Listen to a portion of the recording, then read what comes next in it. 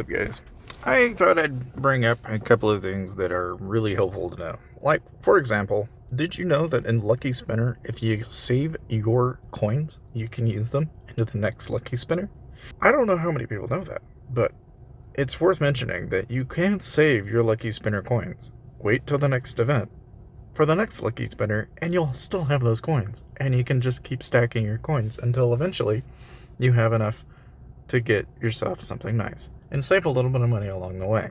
So, just thought I'd throw that out there.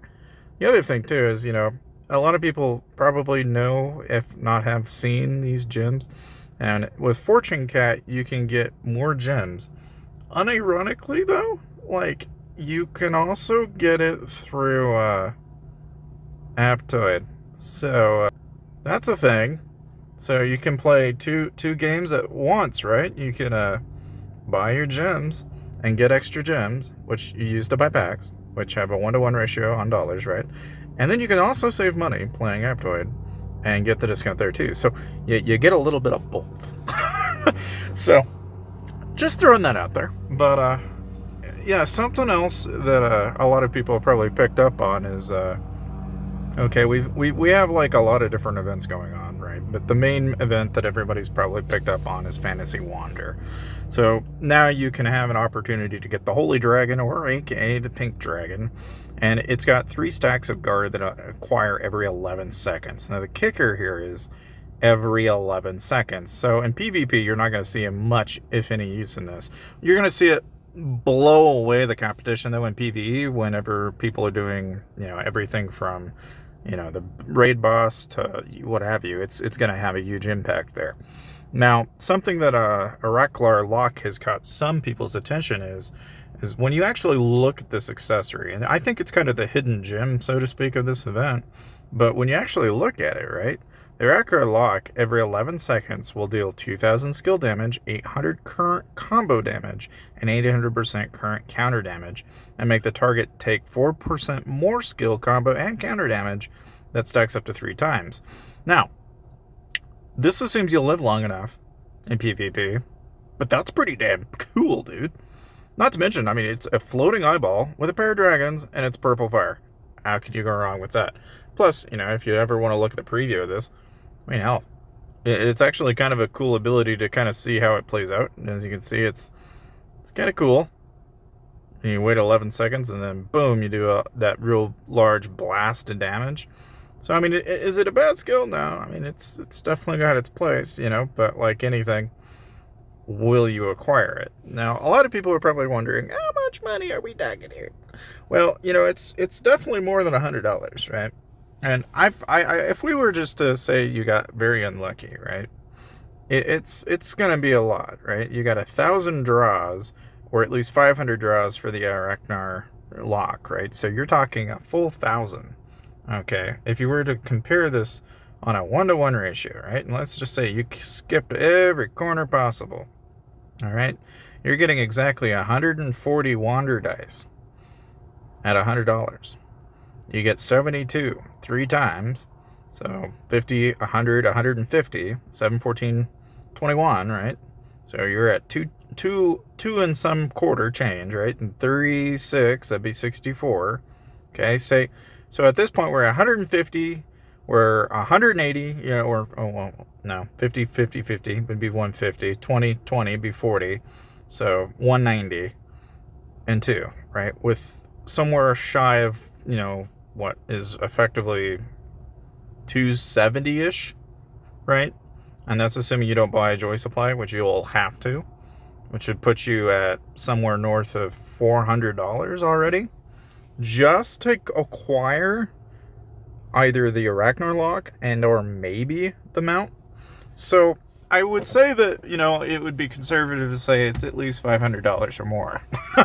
So, of course, that's assuming you're getting it day one. Of course, there's also the option of, you could acquire it through the hearts, but it's like, but that's 2 freedom badges, and you'd have to hit that, say, 100 times to get 200 of those, right? What are the odds that you're going to hit 100 of those out of the 400 or 500 draws that you do? Pretty slim. you're more likely to hit 1s and 2s, and the odds are going to be really stacked against you. So there's that, right? Now, of course, you do have, the extra drops that you're going to get at 300 and 400. So to say it's impossible would be kind of a lie, but oh boy. Well, the main thing, if anything, there's of any value here, right? It's probably going to be the Awakening Crystal for a lot of players that are wanting to get their skills up. But I mean, obviously, yeah, it's not the only way you can get these. Like, we'll have down moments. Guess where I am is, of course, I made a little short on that. So if you don't know where it is, it's basically just check your battle page, bottom right. But like for Towards Freedom, for example, you could grab this and that'll give you some extras. So by all means, take advantage of those dice if you're going to go down that route, right? But I mean, again, just like anything, I point all this out because it's like, we also don't see what the selection pack has to offer. Plus, I mean, yeah, we've seen the gift box and we kind of know what to expect there. But, it's like you can also acquire smile stamps. So it's like you could potentially save some if you get lucky with Why Not Dance, for example, you can grab some decks. So it's not like this is completely out of reach, but it's still going to be somewhere between that amount. Now, of course, for those of you out there that are kind of just poking around and kind of wanting to know why on earth would anyone in their right mind be doing that? Why would they be spending that kind of money, right? That is anyone's guess. But the only short secret sauce answer that I have to that question is that when you look at the game in its entirety, right, a lot of people have picked up on the fact that servers kind of get dead after a while. And there's been some conversations and rumors that eventually we will actually see a day in which cross-server compatibility will become more and more of a thing, right? And one thing that we noticed was Arena being that, hey, we got cross-server rank matches. Well, in this update, one of the things that you actually may have not noticed, if you were paying attention to it anyway, is that in Parking Wars now, if you actually go to find a parking lot and go to server spots, you'll have your public spots, but there are cross-server spots. So right now, we don't have any cross-server spots yet, but they'll eventually become available. And so now in Parking Wars, you'll actually have an opportunity to effectively get your shot at, more stuff. Of course, one thing I always suggest is that if you want to make sure you're getting the most out of your parking space, you want to make sure you're buying decorations and applying them, and pay very close attention to what exactly those decorations do. If you don't know what I'm talking about, I mean, I'm just going to go ahead and kind of enlighten you. Go to the shop, okay? And then in the shop, you've seen decoration. These actually have stats associated to them. Contrary to popular belief, that actually does matter. They do actually provide attack bonuses, plus they have lots of other stat bonuses and gains.